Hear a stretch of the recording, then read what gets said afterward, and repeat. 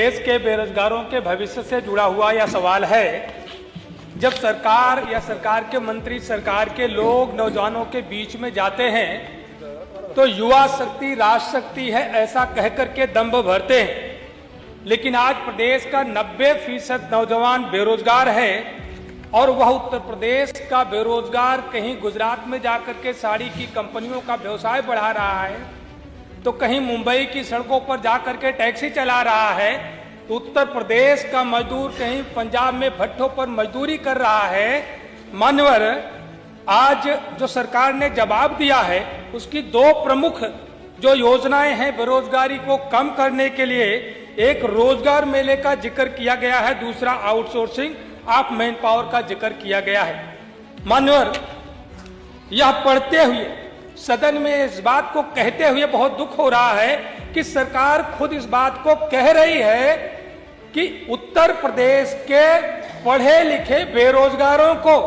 Outsourcing कंपनियां खरीदती हैं और खरीद करके कहीं शासकीय विभागों को बेचती हैं तो कहीं प्राइवेट कंपनियों को बेचती हैं। मानव जवाब में स्पष्ट लिखा गया है कि outsourcing of man power Uttar Pradesh के शासकीय विभागों एवं उनके अधीनस्थ संस्थाओं में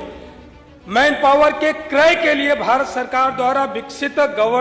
government e market plus GeM की व्यवस्था लागू किए जाने एवं जेम पोर्टल पर पंजीकृत एवं बिड अवार्डी सेवा प्रदाताओं द्वारा सेवा योजन पोर्टल पर पंजीकृत अभ्यर्थियों के चयन हेतु प्रक्रिया के अनुपालन के संबंध में निर्देश जारी किए गए। माननीय बेरोजगारों का ये हाल है, ये तो मेले जानवरों के लगते हैं,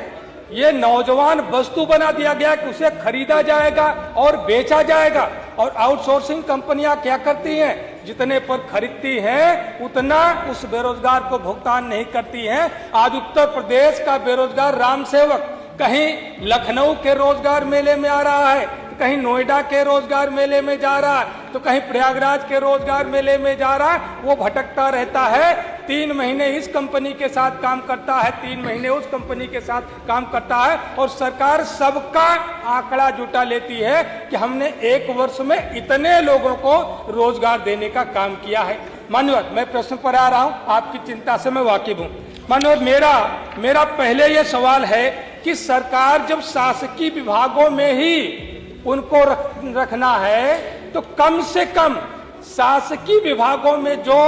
बेरोजगारों को लिया जा रहा है, जो काम दिया जा रहा है, चाहे वो श्रमिक के रूप में कुशल हो, अकुशल हो या प्रशिक्षित हो, कामगार हो या एजुकेटेड पद पर उन्हें रखा जा रहा हो, तो कम से कम उन्हें आउटसोर्सिंग कंपनी के माध्यम से ना ले करके सीधे संविदा करा ले कि उनका शोषण ना हो। मेरा प्रश्न है सरकार से कि क्या सरकार आउटसोर्सिंग कंपनियों द्वारा चयनित या क्रय करने वाले श्रमिकों या अभ्यर्थियों को आधार से लिंक कराएगी? मान्यवर, हमने बताया कि उत्तर प्रदेश का बेरोजगार राम सेवक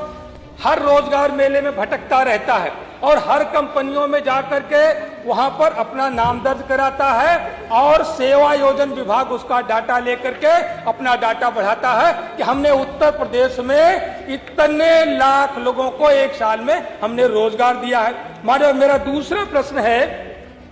कि क्या सरकार या उत्तर प्रदेश कामगार और श्रमिक सेवा योजन एवं रोजगार आयोग जो उत्तर प्रदेश सरकार ने बनाया है, कुशल अकुशल और कौशल प्राप्त जिनको हमने स्किल्ड किया है, इलेक्ट्रीशियन है, प्लम्बर है इत्यादि, ऐसे लोगों की न्यूनतम दैनिक मजदूरी अथवा न्यूनतम मासिक मानदेय निर्धारित करने पर विचार करेगी कि इससे कम एक प्रशिक्षित व्यक्ति को अगर कोई आउटसोर्सिंग कंपनी ले जाती है और वह योग्य है और वह कितने पर काम कराएगी कुछ पता नहीं है। 5 मिनट हो गए आपको पूछते। अंतिम सवाल मान्यवर, अंतिम सवाल है कि क्या सरकार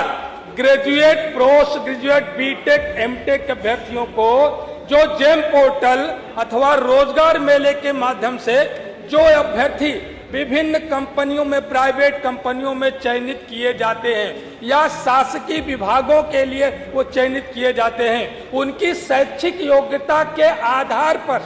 क्या उनका